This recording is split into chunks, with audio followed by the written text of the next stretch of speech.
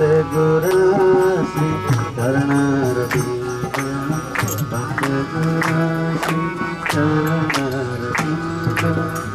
I'd like to ask Kalabati if she could come up and speak something. This is the French Mataji section. If you remember seeing how we have Kalabati. First, it was like, let me say, Mataji. It's not easy to speak in public, but I heard that Srila Govinda Maharaj was saying that it's a great injustice if we don't glorify Sadhguru Vaishnava on the appearance and disappearance of them. So I have to push myself and beg for mercy because I'm not qualified to say anything. But by their mercy, maybe something can come out. So last night I read some of this very beautiful magazine, and I was amazed by something I read. I want to share with you. Because actually I heard it, I heard the same information, but I'm not allowed to quote the source.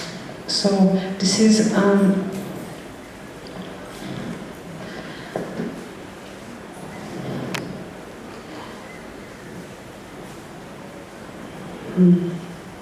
please excuse me. The author is Parthasarathi Maharaj. He is writing, on the occasion of the 20th anniversary of Srila Govinda Maharaj's disappearance, I would humbly like to offer these words of appreciation for him. Firstly, I offer my prostrated obeisances, physically and within my mind, to all of Srila Prabhupada's followers, especially my esteemed godbrothers and god-sisters. Srila Prabhupada attracted many wonderful and amazing disciples, and their foot dust is my prasad. Amongst the many thousands of followers Srila Prabhupada attracted, I consider Srila Govinda Maharaj to be Srila Prabhupada's foremost disciple and follower. In other words, it is my opinion that he is Srila Prabhupada's most advanced and intimate disciple. It has taken me some 20 years of prayers and bhajan to come to this conclusion. It is my humble opinion and realization that he is not and never was a conditioned soul, but always liberated, Jiva Mukta, Mahapurusha.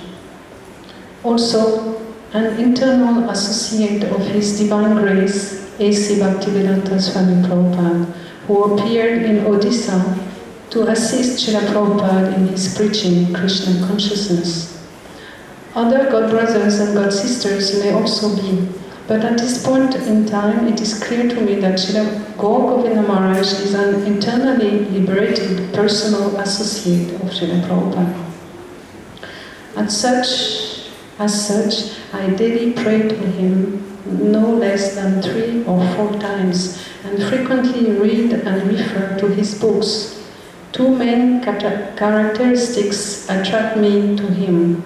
The first is that he is a liberated soul, and the second is his loyalty and commitment to Srila Prabhupada's ISKCON movement. He saw himself as a member of ISKCON, and although frequently misunderstood and criticized by other senior members of ISKCON, he continued working in ISKCON. His mood can be epitomized by his mantra, tolerate, tolerate, and cooperate.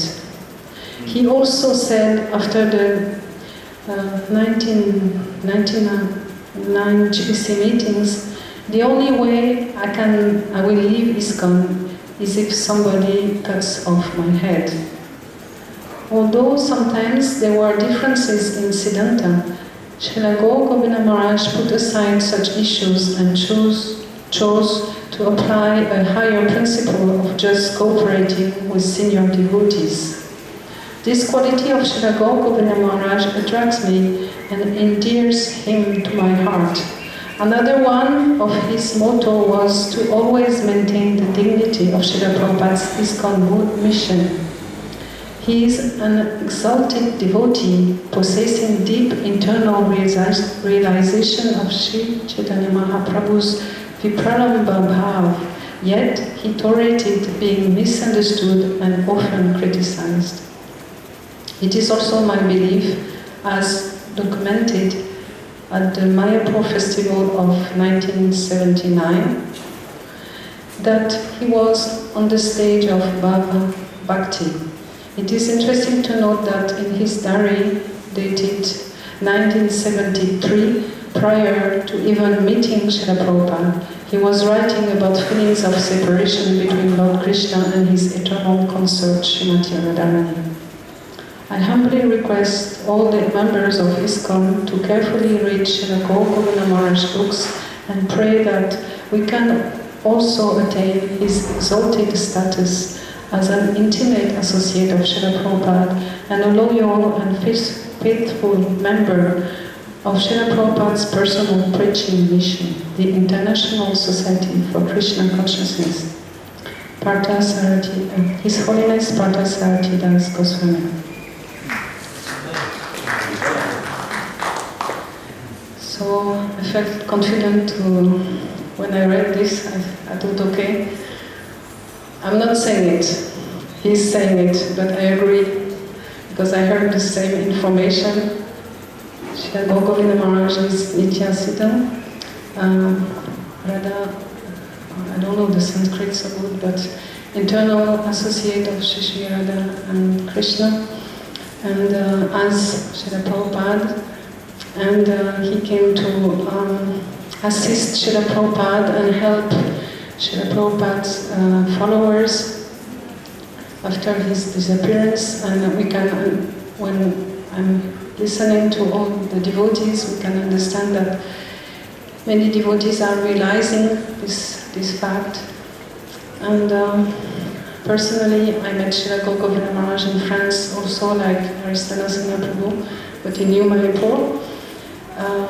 He spent 2 times 1 week, and I was really like brand new devotee after, I don't know, less than 10 years at that time, and it was really difficult to control the mind because the classes were so long, and what was the meaning of all those prayers, and what, this is so different from Srila Prabhupada, and oh my God, there was a battle going on. But somehow there, like Manisi Mataji said, he was merciful even to those who were like criticizing in their mind and offensive, you know. Somehow there, by some good fortune, we were invited to come to his room for private meeting, darshan. So I was thinking, what I'm going to ask. So anyway, I went. And I remember entering the room. He was behind the door, sitting on his bed, and he was like a different person than the one who was giving class. He was so simple and like, I don't know, my English is not good enough, but difficult to express.